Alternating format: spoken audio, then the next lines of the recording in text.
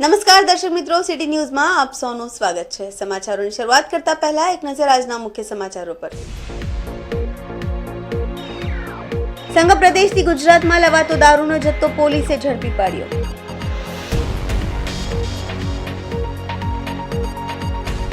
વલસાડ જિલ્લામાં બળદગાડામાં નીકળી જાન।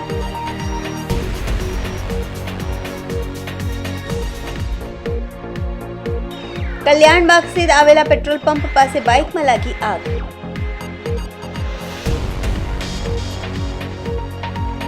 નવા રેલવે ઓવરબ્રિજનું કામ સમય મર્યાદા પૂર્ણ થઈ ગયા હોવા છતાં નથી થયું, લોકો ટ્રાફિક સમસ્યાથી પરેશાન। હવે સમાચાર વિગતવાર જોઈએ। સંઘ પ્રદેશથી ગુજરાતમાં લવાતો દારૂનો જથ્થો પોલીસે ઝડપી પાડ્યો છે। સંઘ પ્રદેશથી ગુજરાતમાં લવાતો દારૂનો જથ્થો પોલીસે ઝડપી પાડ્યો છે। લાખોનો દારૂ વેસ્ટ રૂની આડમાં ચોરખાના બનાવી લઈ સુરત તરફ લઈ જવાતો હતો। નેશનલ હાઈવે 48 પર ગુંદલાવ નજીકથી રૂરલ પોલીસે 6.12 લાખનો દારૂ ઝડપી પાડ્યો છે। 6.12 લાખના દારૂ સાથે પોલીસે એક આરોપીની ધરપકડ કરી છે। રૂરલ પોલીસે કુલ રૂપિયા 16.12 લાખનો મુદ્દામાલ જપ્ત કરી આગળની કાર્યવાહી હાથ ધરી છે।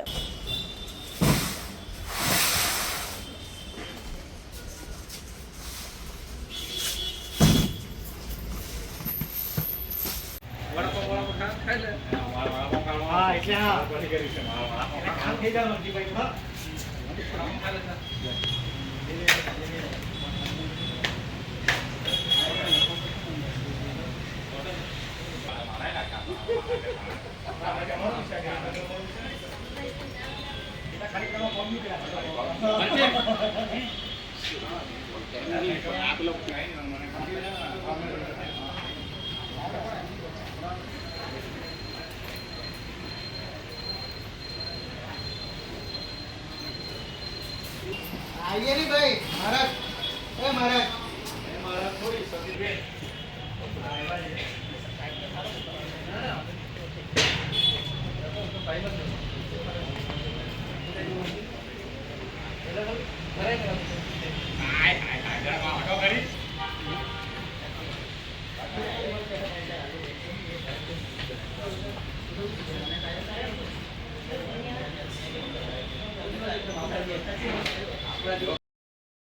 વલસાડ જિલ્લામાં બળદગાડામાં નીકળી જાન। વરરાજા ઘોડા પર નહીં, બળદગાડામાં બેસીને પરણવા નીકળ્યો।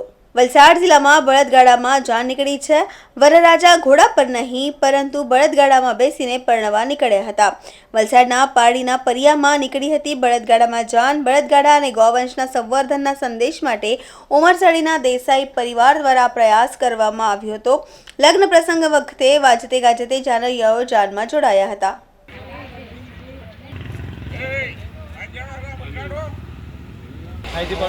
वक्रतुण्डं महाकाय सूर्यकोटि समप्रभा निर्विघ्नं कुरु मे देव सर्वकार्येषु सर्वदा। गावो मे यज्ञः सन्तु, गावो मे सन्तु पुष्टता, गावो मे हृदयः सन्तु, गवामध्ये वसाम्यहं ध्यानं।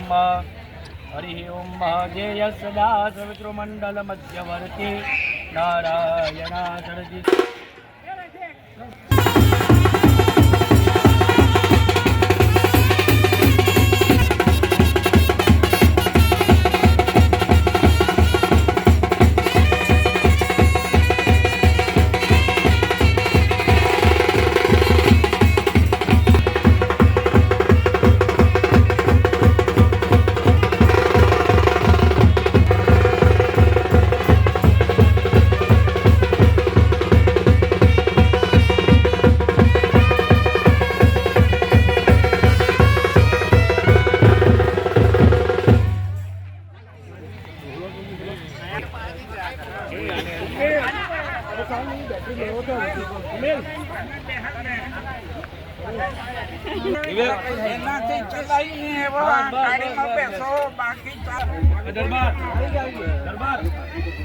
सीधा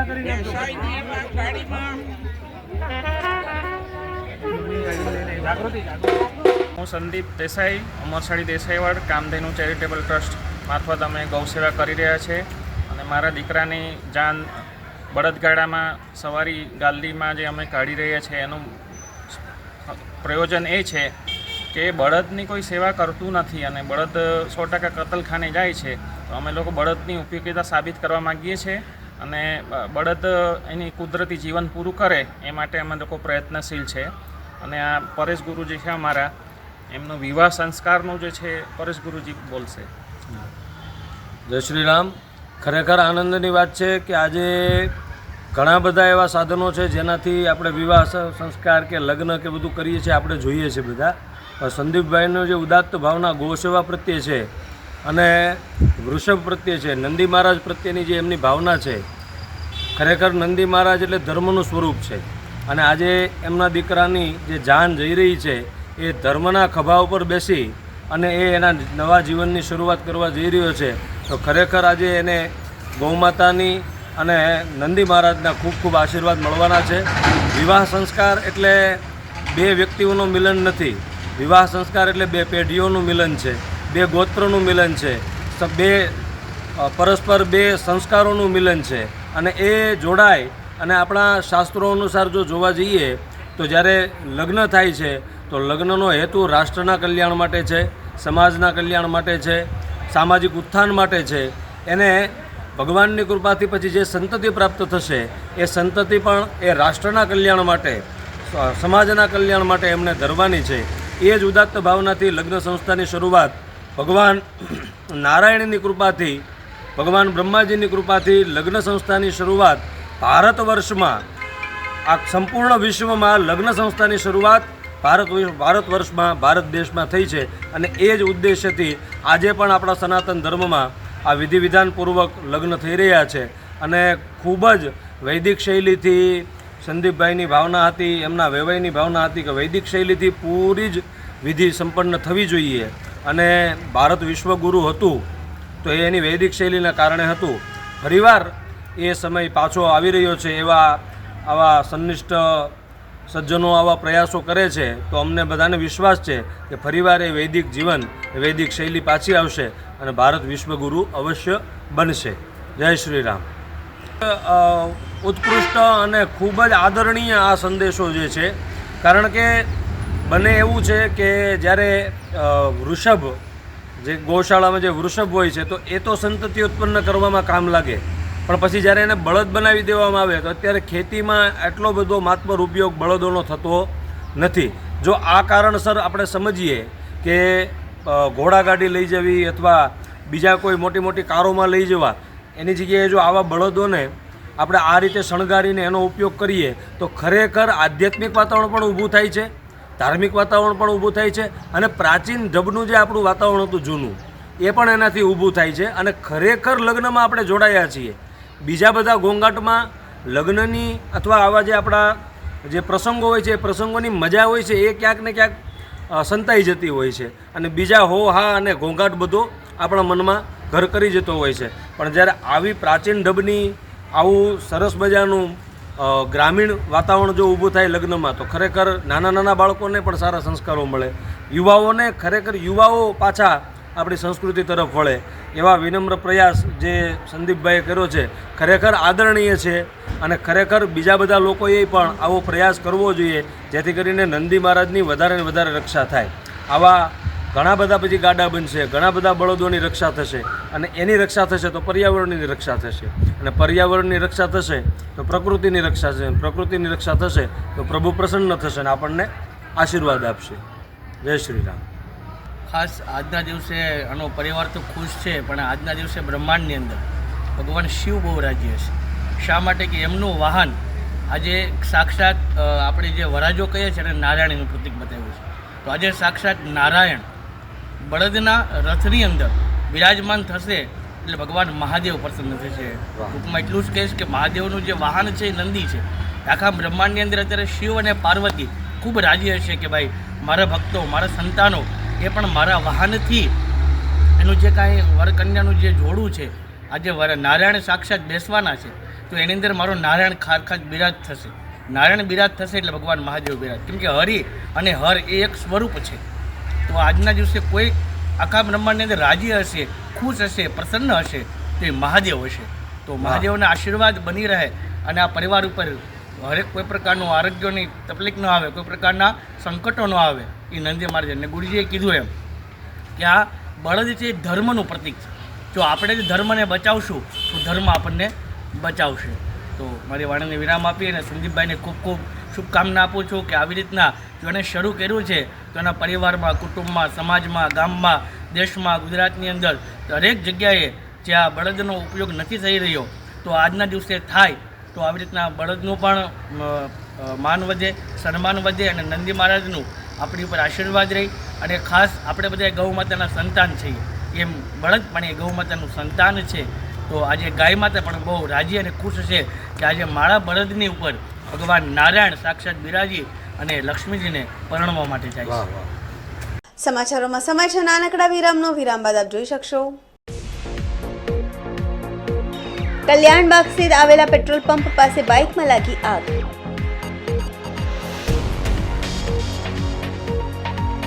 નવા રેલવે ઓવરબ્રિજનું કામ સમય મર્યાદા પૂર્ણ થઈ ગયા હોવા છતાં નથી થયું, લોકો ટ્રાફિક સમસ્યાથી પરેશાન.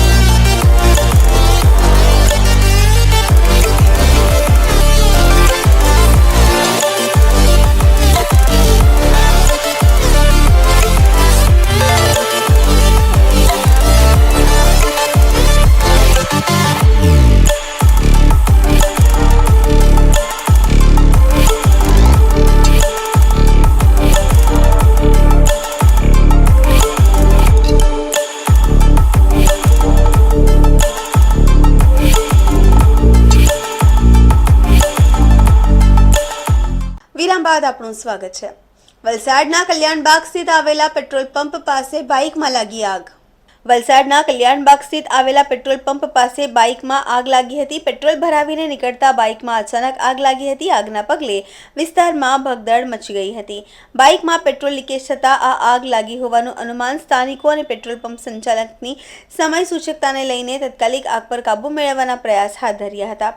ફાયર એડમિનિસ્ટ્રેશન દ્વારા સ્થાનિકોએ આગ પર કાબૂ મેળવવાના પ્રયાસ હાથ ધર્યા હતા.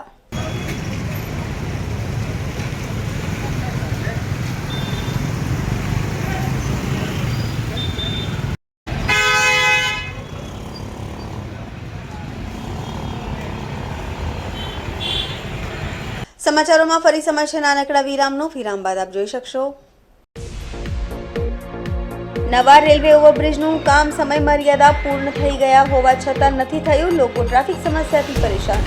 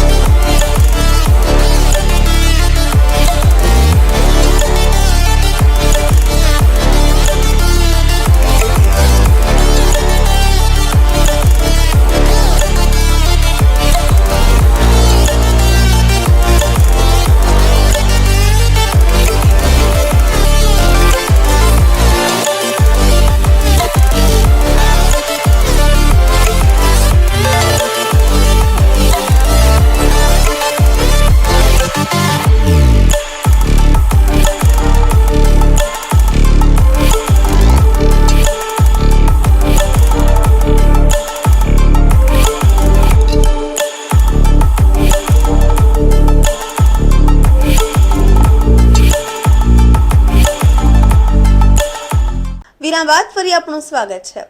વલસાડ જિલ્લાના વાપી શહેરના મધ્યમાંથી પસાર થતી રેલવે લાઇનના કારણે શહેર બે ભાગોમાં વહેંચાઈ જાય છે।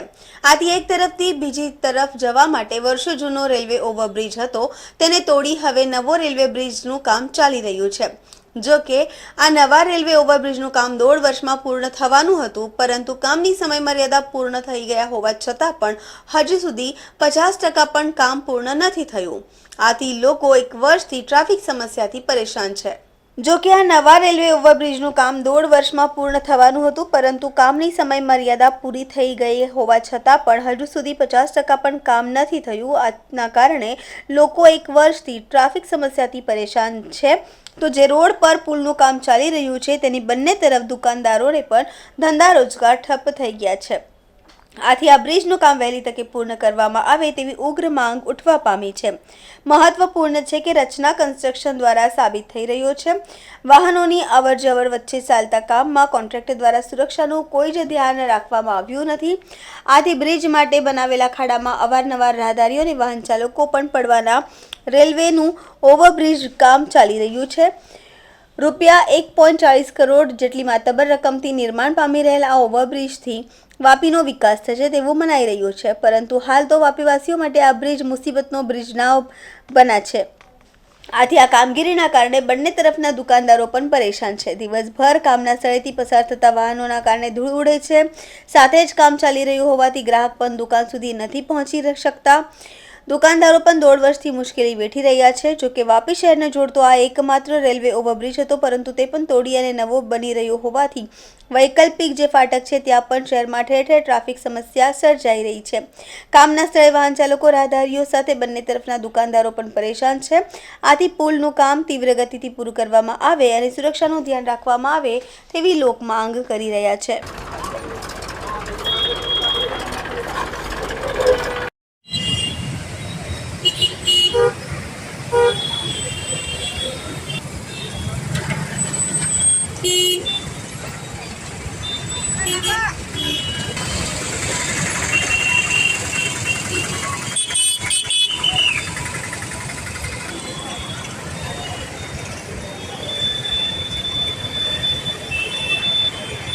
વાપીમાં 18 મહિનાની વાત કરી હતી, તેમ છતાં પણ 18 મહિના પૂરા થઈ ગયા પણ કામ નથી થયું। એ હિસાબે લોકોને ઘણી તકલીફ પડી રહી છે। આવવા જવામાં અકસ્માત થઈ ખાડા ખુલ્લા છે, એટલે આ અધિકારી લોકોને જે છે કોન્ટ્રાક્ટ આપવામાં આવેલો છે એની જગ્યા પર એ કોન્ટ્રાક્ટરને બદલીને નવો કોન્ટ્રાક્ટર ને આવા કોન્ટ્રાક્ટરને બ્લેકલિસ્ટ કરાવવું જોઈએ। તેથી સરકારના નિયમના હિસાબે કામ થતું જ નથી વાપીમાં, એટલે તાત્કાલિક એના પર કાર્યવાહી થવા જોઈએ ને સારા કોન્ટ્રાક્ટરને આપો કે કામ સારું રીતના થાય ને ઝડપથી થાય, તો વાપીવાસીઓને રાહત થાય। એવું સેફટીમાં જોવા જાય તો બે વાર આદમી આમાં માણસ પડી ગયા, તેમ છતાં પણ કોઈ લોકોને કંઈ પડેલી નથી। તે છતાં પણ હમણાં બી કામ ચાલુ રહ્યું છે, એક ખુલ્લું છે, ઓપન છે ને એમાં બી અકસ્માતનો ભય છે, એટલે લોકો ભયના માહોલમાં જીવી રહ્યા છે। એટલે તાત્કાલિક એના પર નિયમના હિસાબે કામ થવા જોઈએ ને સારું થવા જોઈએ।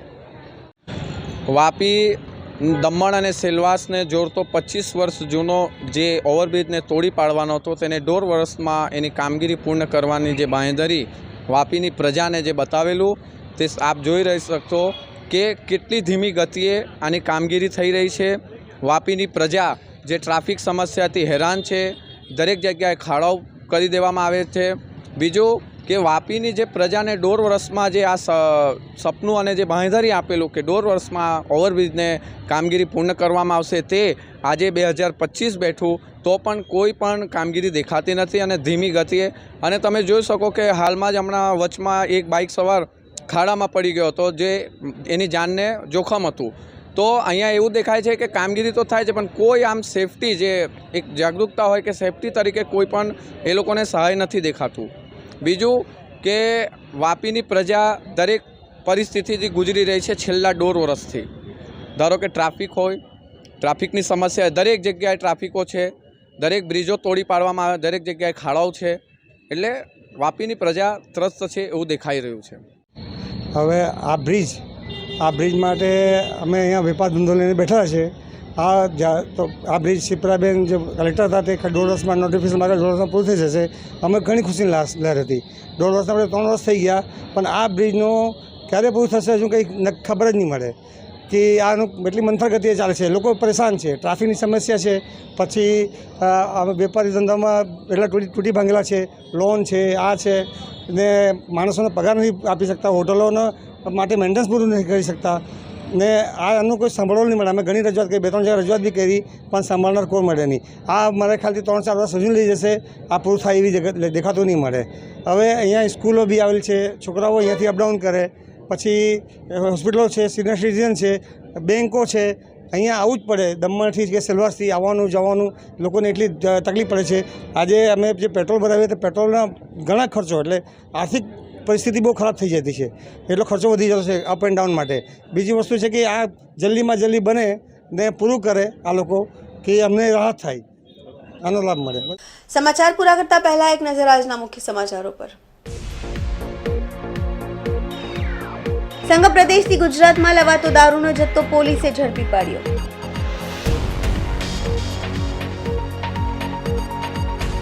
વલસાડ જિલ્લામાં બળદગાડામાં નીકળી જાન.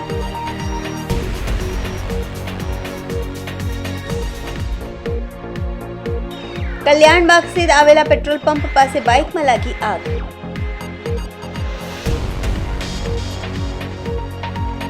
નવા રેલવે ઓવરબ્રિજનું કામ સમય મર્યાદા પૂર્ણ થઈ ગયા હોવા છતાં નથી થયું, લોકો ટ્રાફિક સમસ્યાથી પરેશાન. તો આ હતા અત્યાર સુધીના સમાચાર. જોતા રહો સિટી ન્યૂઝ. નમસ્કાર.